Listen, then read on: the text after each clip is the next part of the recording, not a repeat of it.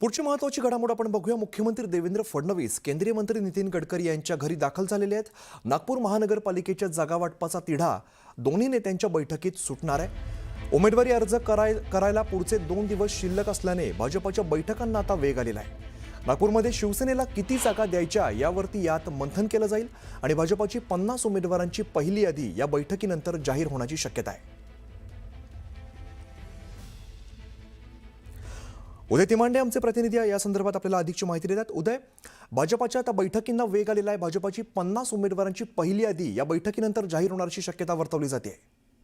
अमित, अगदी खरं आहे, कारण उमेदवारी अर्ज सादर करायला अवघे 2 दिवस शिल्लक आहे। त्यामुळे आता भाजपनं जे आहे ते बैठकांना आता वेग दिलेला आहे। आपण पाहतोय की मुख्यमंत्री देवेंद्र फडणवीस हे केंद्रीय मंत्री नितीन गडकरी यांच्या निवासस्थानी दाखल झालेले आहेत। थोड्याच वेळात महसूल मंत्री चंद्रशेखर बावनकुळे देखील दाखल होईल आणि भाजपची कोर कमिटी तिथे उपस्थित आहे। त्यामुळे आज जागा वाटपाचा भाजपमधला तिढा जो आहे तो या बैठकीनंतर सुटणार आहे आणि भाजपची पहिली 50 उमेदवारांची यादी आज जाहीर होण्याची शक्यता आहे। कारण आपण या आधी पाहिलं होतं 8 दिवसाआधी अशीच बैठक मुख्यमंत्री यांनी नितीन गडकरी यांच्या उपस्थितीत झाली होती आणि त्यामध्ये देखील सांगोपांग या सगळ्या बाबतीत चर्चा झाली होती। मात्र आज ही अंतिम बैठक असेल आणि आजच 50 उमेदवारांची पहिली यादी जी आहे ती जाहीर होण्याची शक्यता जी आहे ती व्यक्त केली जात आहे। सोबतच नागपूरमध्ये युती म्हणून ही निवडणूक लढणार आहे। शिवसेनेसोबत भाजप निवडणूक लढणार आहे। त्यामुळे त्यांच्या जागा वाटपाचा तिढा देखील या बैठकीमध्ये सुटू शकतो। शिवसेनेला किती जागा द्यायचा याच्यावर अंतिम शिक्कामोर्तब जे आहे त्यामुळे काय काय घडामोडी इथून पुढे घडतात याचा सुद्धा आढावा घ्यावा लागेल। धन्यवाद या सगळ्या सविस्तर माहितीसाठी।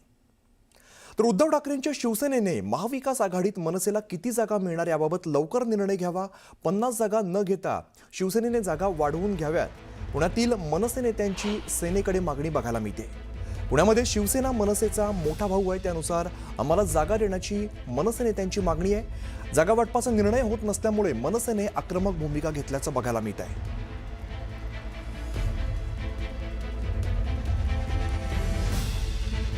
तर महापालिका निवडणुकांसाठी अर्ज दाखल करण्यासाठी आता केवळ 2च दिवस शिल्लक राहिलेले आहेत। मात्र ज्या पिंपरी चिंचवडमध्ये अब की बार 125 पारचा नारा ज्या भाजपाकडून देण्यात आलेला आहे, त्या भाजपाने पहिली यादी अद्याप जाहीर केलेली नसल्यामुळे राजकीय चर्चेला उधाण आलेलं आहे। तर दुसरीकडे यादी जाहीर केली तर पक्षात मोठ्या प्रमाणात बंडखोरी होऊ शकते, म्हणून भाजपाचे नेते इच्छुक उमेदवारांना गॅसवरती ठेवतायत अशी चर्चा सुरू आहे।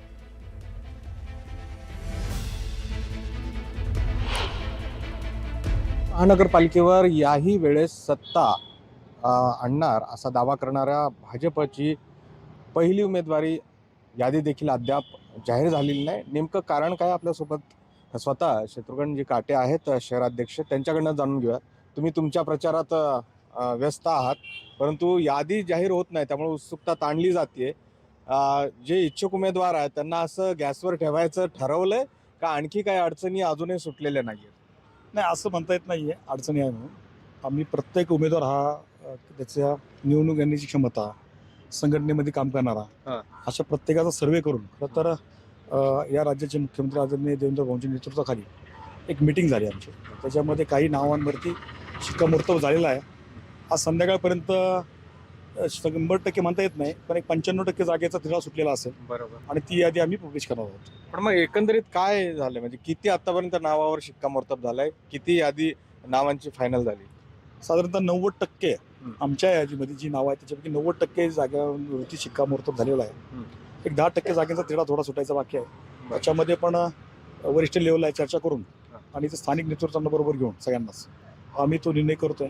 त्यामुळे आज संध्याकाळपर्यंत किंवा उद्या दुपारपर्यंत 100% भारतीय जनता पार्टी एकंदरीत आरपीआय असेल, शिवसेना असेल, जे घटक पक्ष आहेत त्यांना किती जागा देण्याचं ठरलं हे तरी ठरलंय बऱ्यापैकी। काल शिंदे गटांचे आमचे आदरणीय खासदार श्रीरंगप्पा बारणे असतील, आमचे 4 आमदार असतील, या सगळ्यांना बरोबर घेऊन खरं तर शिंदे गटाचा इथेचा जो प्रश्न आहे तो 100% सुटलेला आहे। मोठ्या प्रमाणामध्ये नाराजी वाढू शकते आणि मग ही नाराजी वाढली तर त्याचा फटका भाजपला बसू नये, बंडखोरी होऊ नये, त्यामुळं अगदी शेवटच्या क्षणापर्यंत भाजपकडनं यादी जाहीर केली जात नाही आणि त्यामुळं उत्सुकता ताणली जाते हे मात्र निश्चित। सुरेश पाटील, गोविंद वाकडे, न्यूज 18 लोकमत, पिंपरी चिंचवड।